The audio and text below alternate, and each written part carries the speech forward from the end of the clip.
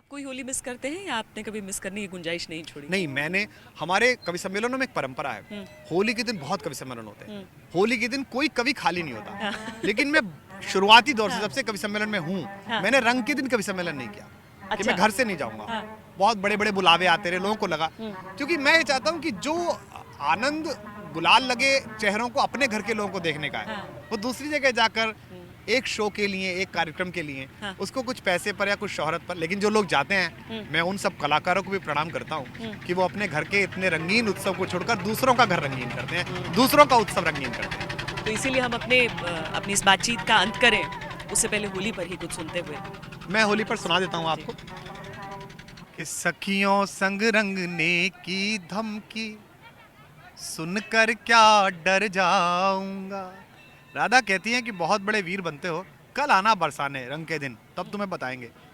तो भुवन मोहन कन्हैया का स्वर देखिए कि सखियों संग रंगने की धमकी सुनकर क्या डर जाऊंगा, तेरी गली में क्या होगा ये मालूम है पर आऊंगा।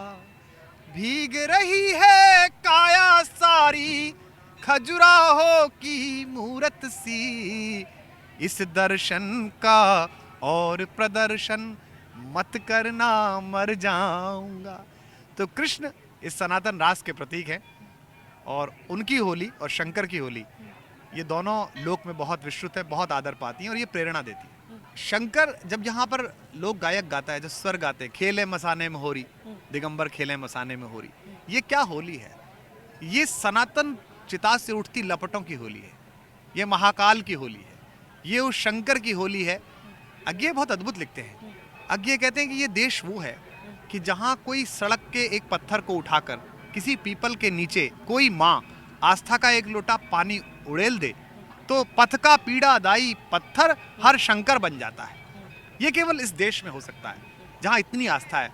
तो भगवान शंकर की होली सनातन है, 365 दिन 24 घंटे जलती रहती है और बनारस उसका प्रतीक है। ये घाट इसके प्रतीक हैं कि शंकर की अग्नि, महाकाल की अग्नि कभी नहीं बुझती, वो सदा दीप्त है, सदा प्रांजल है, जब तक प्रकृति है तब तक उसका स्वर है। ऐसी ही होली हो सबकी, हम उम्मीद करते हैं कि ऐसी मंगल में होली हो। और उम्मीद है कि इस होली में इन रंगों के बीच में जो सबसे बड़ा रंग निखर कर आए, वो मनुष्यता का आए, वो हिंदुस्तान का आए, वो भारत का आए।